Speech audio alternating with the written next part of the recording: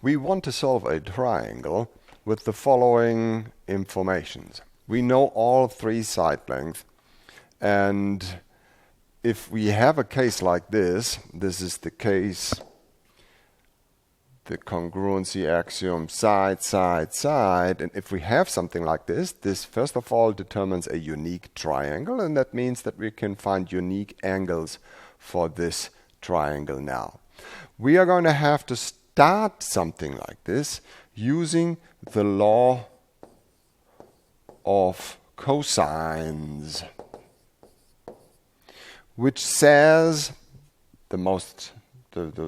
one of the versions of this law of cosines is that a squared is equal to b squared plus c squared minus 2 times the product of b and c times the cosine of a. Now, here's one quick way how to memorize this law of cosines real quick. A cosine of A, B, C, B, C.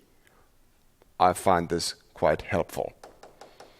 All right, so we don't know any angle, and that means that we have to first use the law of cosines to find one angle.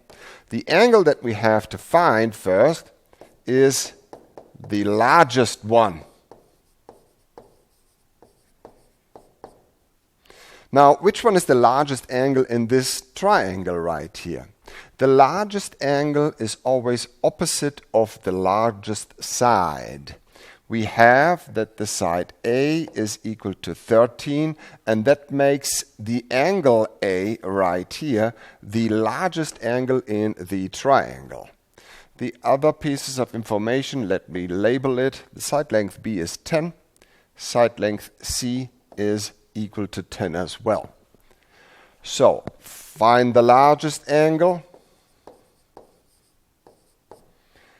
and that will be A. I am looking at my law of cosines, and I can solve this for cosine of A by simply doing the following. I'm adding 2bc times the cosine of A to the left side, and I'm subtracting A squared, and that will give me B squared plus C squared minus A squared. Quickly, A squared goes to the left by subtracting. Negative 2bc times the cosine of A moves to that one moves to the left, and this one, of course, here moves to the right.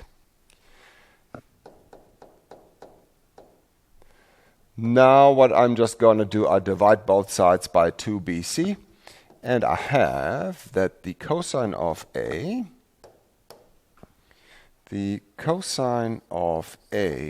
is equal to b squared plus c squared minus a squared, all divided by the value of 2 times b times c. Do not try to memorize this form of the law of cosines. Just derive it real quick. Now all I have to do is I plug my information in. Let's write it over here on the left side. The cosine of A is equal to 10 squared plus 10 squared minus 13 squared, all divided by 2 times the product of 10 times 10. And when we are using our calculator to type this in, let's have a look. What do we get? We get 100 plus 100 minus 169. That is 31. Divide all of this by 200, and we get that this is exactly 0.155.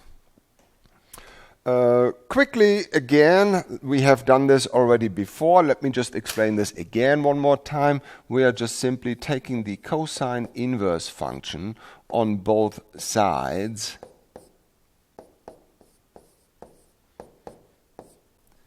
0.155.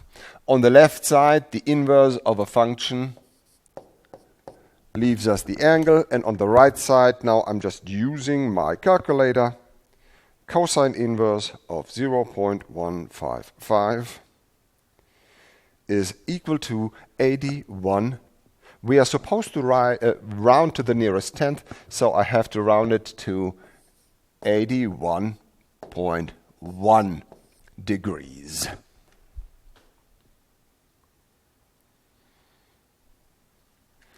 All right, now I have one more piece of my puzzle right here.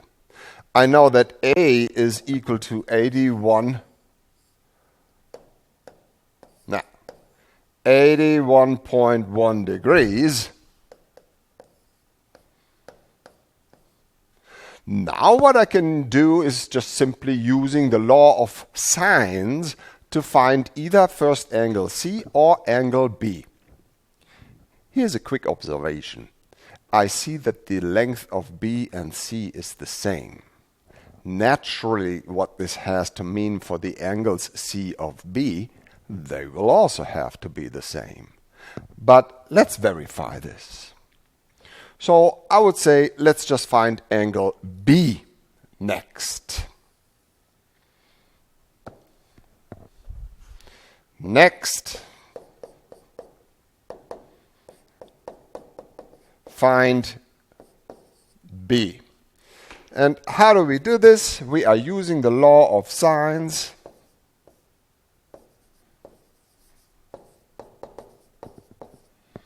And we are using the law of sines of the form where the unknown is in the numerator. The sine of B divided by the length of B is equal to the sine of angle A divided by the side length of A. So that means that the sine of B is equal to B multiplied by the sine of A, all divided by the length A. And if I plug my pieces of information in, if I'm remembering correctly, B was equal to 10, A was equal to 13,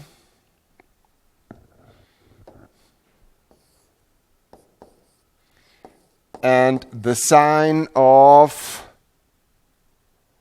81.1 degrees.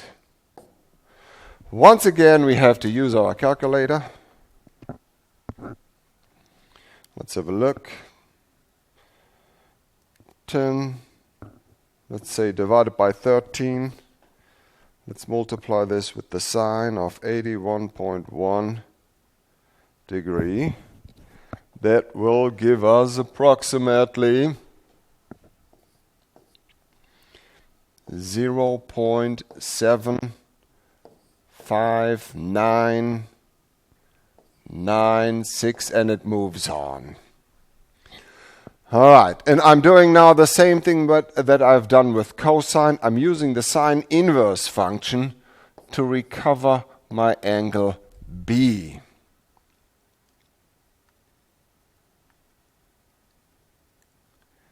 Angle B is now 49.46, so let's say 49.5.